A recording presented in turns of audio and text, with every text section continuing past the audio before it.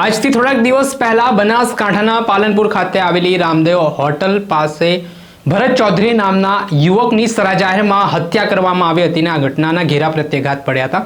આ મામલામાં બનાસકાંઠા પોલીસને મોટી સફળતા હાથ લાગી છે।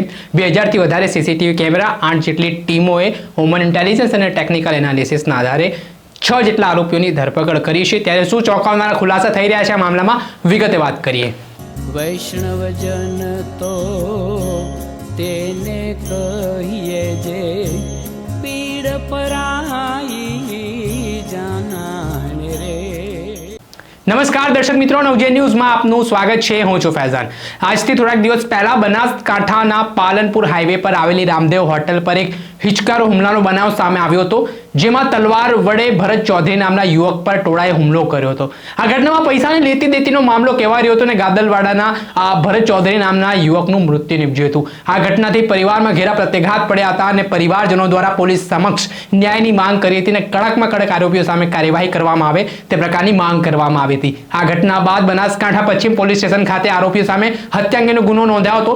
ત્યારબાદ હ્યુમન ઇન્ટેલિજન્સ અને ટેકનિકલ એનાલિસિસના આધારે બનાસકાંઠા પોલીસે તપાસ હાથ ધરી હતી, જેમાં 2000થી વધારે સીસીટીવી કેમેરા, 8થી વધારે પોલીસની અલગ અલગ ટીમો બનાવીને કાર્યવાહીના તપાસની ધમધમાટની શરૂઆત કરવામાં આવી હતી।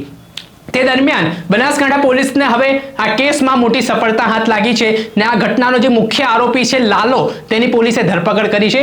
લાલો સહિત 6 જેટલા આરોપીઓની આ કેસમાં ધરપકડ કરાઈ છે। ત્યારે આ સમગ્ર કેસને લઈને શું ખુલાસો કરી રહ્યા છે બનાસકાંઠાના ડીવાયએસપી, તેમને સાંભળો।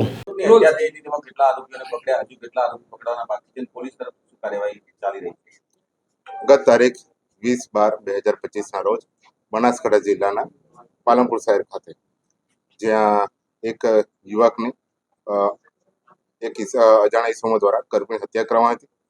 આ સમગ્ર બનાવ અન્વયે માન્ય ડીજીપી શ્રી વિકાસ સાહેબ તથા રેન્જ વડા શ્રી ચિરાગ કુરડિયા સાહેબ અને જિલ્લા પોલીસ વડા શ્રી પ્રશાંત સુંબે સાહેબના માર્ગદર્શન હેઠળ અલગ અલગ ટીમોનું ગઠન કરવામાં આવ્યું હતું। આ સમગ્ર બનાવની જો વાત કરીએ કે ગાદલપાડાના જે યુવાન છે નીતિનભાઈ કેશરભાઈ ચૌધરી, તેમને પૈસાની લેતી દેતી બાબતે જે મુખ્ય આરોપી જે છે ભાર્ગવ મંડોરા, તેના સાથે અંગત અદાવત હતી અને અદાવત અન્વયે આ લોકો જે રામદેવ હોટલ છે ત્યાં ભેગા થયા હતા। આ હોટલ પર ભેગા થયા ત્યારે જે મુખ્ય આરોપી છે ભાર્ગવ મંડોરા અને તેને સાથેના અન્ય આરોપી ઈસમો, તેઓએ જે ભરતભાઈ ચૌધરી અને નીતિનભાઈ અને તેના સાથેના ઈસમો તેના પર હુમલો કર્યો હતો।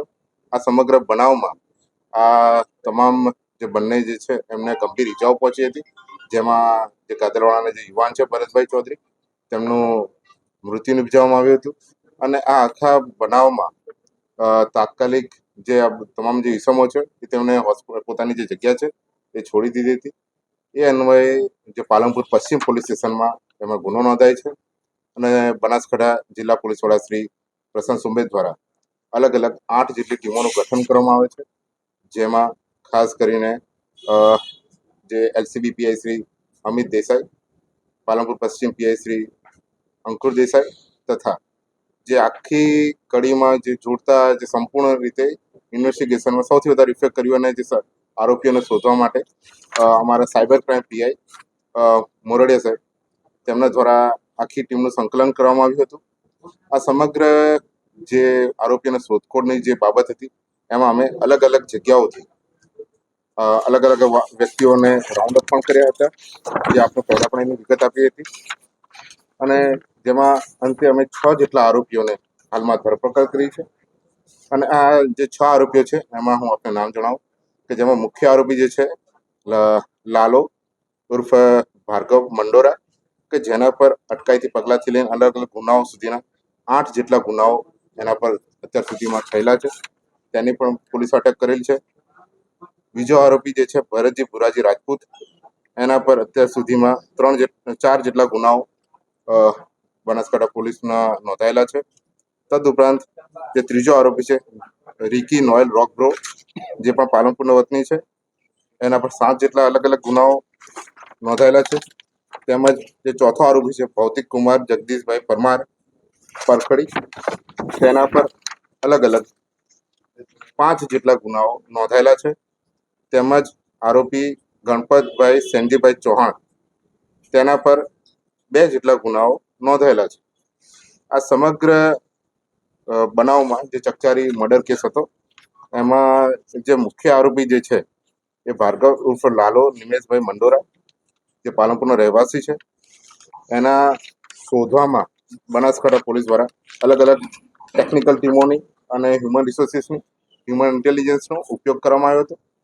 હું આ તબક્કે બનાસકાંઠા પોલીસ વતી ગુજરાત પોલીસની સમગ્ર ટીમો, એ અમદાવાદ ક્રાઇમ બ્રાન્ચ હોય, સુરત ક્રાઇમ બ્રાન્ચ હોય, વડોદરા ક્રાઇમ બ્રાન્ચ હોય કે રાજકોટ ક્રાઇમ બ્રાન્ચ કે દરેક જિલ્લાની જે લોકલ ક્રાઇમ બ્રાન્ચ છે એનો પણ આભાર વ્યક્ત કરે છે કે તેઓએ પણ અમને આ સમગ્ર તપાસમાં સંપૂર્ણ સહકાર આપ્યો છે. તદુપરાંત હું ખાસ કરીને એક વાત કહેવા માંગીશ કે જે નવીન ફોરેન્સિક જે આપણે પદ્ધતિ છે, જેમાં સંગઠિત કોઈ રીતે કાવતરું કર્યું હોય અને ખાસ કરીને ટોળા દ્વારા આવો હુમલો કર્યો હોય, ત્યારે ગેટ એનાલિસિસ ઇન્વેસ્ટિગેશન પદ્ધતિ, એટલે કે જે આરોપીઓની ચાલવાની પદ્ધતિ કે તેના ફૂટપ્રિન્ટ્સ, સુપ્રિન્ટ્સ કે બીજી અન્ય રીતે પણ એમને આઈડેન્ટિફાય કરી શકાય, એ પદ્ધતિ દ્વારા પણ અમે ઇન્વેસ્ટિગેશન કરી રહ્યા છે. હું આપને જણાવી દઉં કે ગુજરાતના 500 જેટલા લોકેશનો પર અલગ અલગ રીતે 2000થી વધારે સીસીટીવી કેમેરાઓ ચેક કરવામાં આવ્યા છે.